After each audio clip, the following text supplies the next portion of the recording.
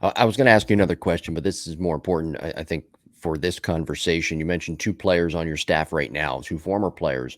What do you look for in prospective coaches when they were players, and something that in your head that rings a bell goes off and says, that person could be a really good addition to my staff?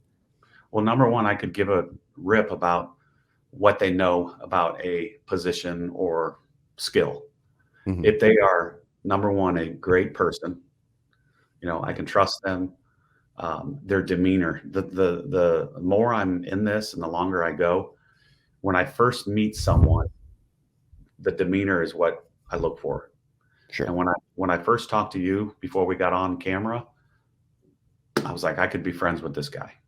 I appreciate it. Yeah. It's because we So both go to Crunch Fitness. I just gave Crunch Fitness a free plug, by the way. Crunch Fitness, you owe me. Channel side in Tampa. hey, but I go to Northridge Fitness in Tuscaloosa. Okay, fair enough. Okay, so they got a plug too. Yeah.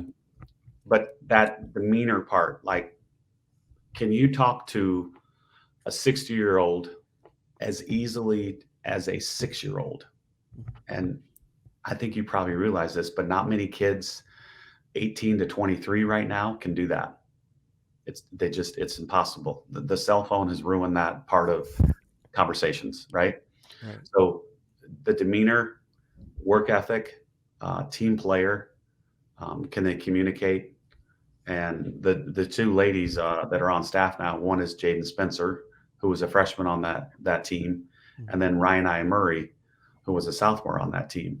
And Jaden is our director of ops, and Ryan is assistant coach. But both of them are just great young ladies, and I'm really really glad that they've come back. And the cool thing about them is obviously they're younger than me, and they bring new ideas to the table, and I let them run with whatever they want to do. And hopefully they would say that I'm not a micromanager.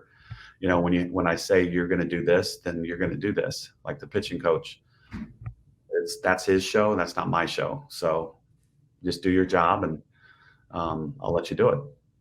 We're running out of time here, but we do have a little bit more time for a couple of other things that I'm interested in with you. I do wonder, you mentioned now with the 18 to 23 generation and the cell phones and everything, how has recruiting changed for you? Because now you're looking at recruiting videos, or at least you have the capability to watch players who you might recruit, seeing what they're doing, what they're saying on social media, on Twitter, on maybe not Facebook anymore. I think that was like kind of like a Cassie and me type thing back in our generation. But Twitter, you can watch their videos on Instagram, you can watch their videos on TikTok. Players are watching other players on those different platforms, and maybe there's some jealousy that comes into play as well. Maybe added pressure as they're trying to get recruited by this school because this person's getting recruited here.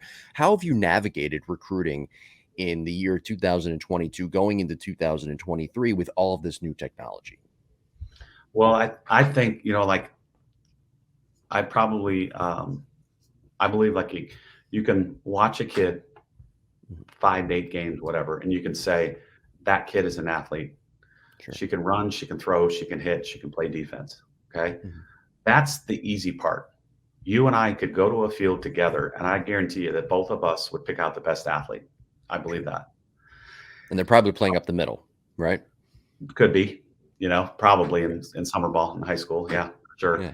But when they come to campus and sit down on the couch in the clubhouse, I say that like, you're here because obviously you're a great athlete.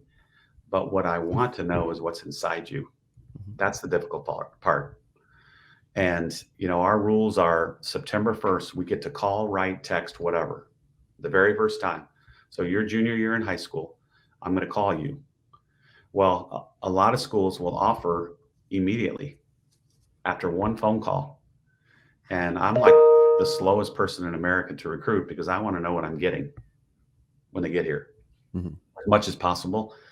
So I'm asking tons of questions. I'm calling people, and but when they get here, I say that to them is I want to know what's inside you. So when the what hits the fan, Right. how are you going to react? And it's one of my favorite questions I ask every person. And if I recruited you and your parents were sitting on the couch in our clubhouse, I would say, Jim, if you come to Alabama, do you know what an intangible is? And then some kids will say yes sir or whatever, and if they say no, and I'll explain it to them, and then I'll say, a tangible thing is something that you can see, touch, or feel, and I could see that you were a great athlete, but an intangible is something that you can't see, touch, or feel, and it's kind of something inside you. Your parents would know exactly what I'm talking about. They could tell me right now, Jim's going to bring this to the table if he comes to Alabama, but I want to hear from you. So then I'll say again, do you understand the question? If you come to Alabama, what type of intangible would you bring to our softball family? And then a light bulb goes off, and most of the times the young lady will say, yes, sir, I got it. And then I shut up and I embrace the pause.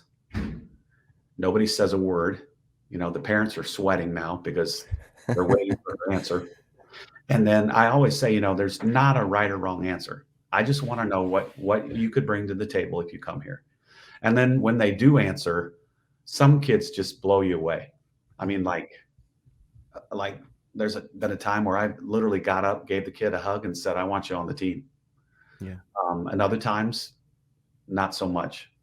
But it's a really good question to ask.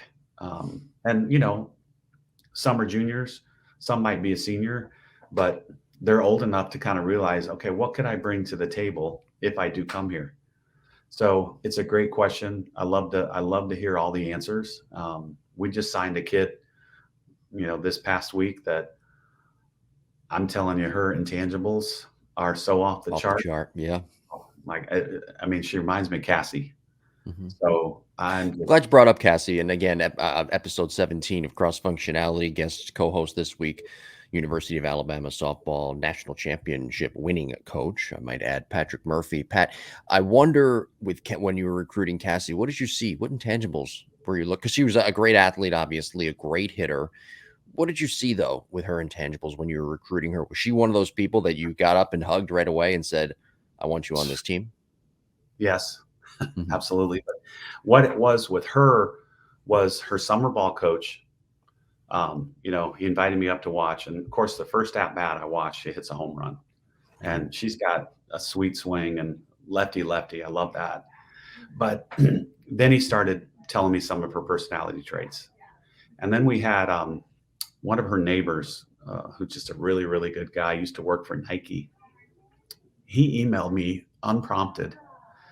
And I still have the email to this day. I've kept it forever. And I think it was around 2007.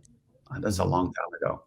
Yeah. And he says, dear Coach Murphy, I'm a neighbor of the Reilly-Boccias. And, I know you know that Cassie's a great player, but let me tell you some things that you might not know. And he just went on and on and on about her character, about her off the field. And I mean, I'm thinking, this is a neighbor that knows this much about her. How does he know all this? And, the first meeting that we had with her as a freshman, we do these things called great expectations. So the coaching staff sits in a round table situation, and the athlete comes in and she sits across the room from us. And I have a piece of paper, and I have Cassie Reilly-Boccia up at the top, and it says great expectations. And then there's about 10 points on this sheet of paper. The only number on the sheet of paper is the GPA, and that's number 10. So it'll say expected GPA fall semester, 2008, 3.8, or whatever it might be. The coolest part of all that is when we put that number in, almost every kid has hit it. I never include batting average. I never include ERA. I never include fielding, nothing like that. It's all character, leadership, teammate based. So we go over these. I'll say, Jim, you read the first one. And then you read the first one out loud. And then we go around the room, and it's like we're back in third grade. We read them out loud.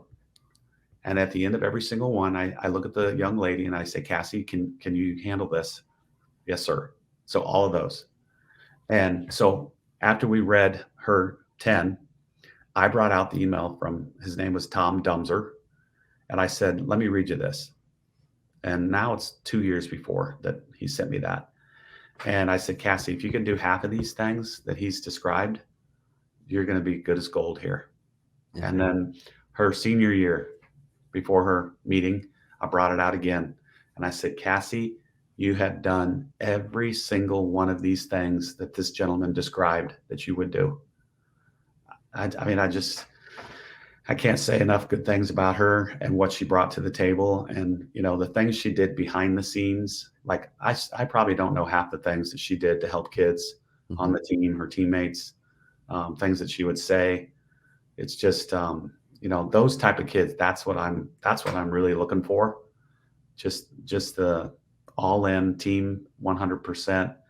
And the first thing I'd say at every team meeting is the sooner you realize it's not all about you, the better off in life you're going to be. Yeah. So get out of yourself and get into the team. Right. Yeah. She lived that for 4 years.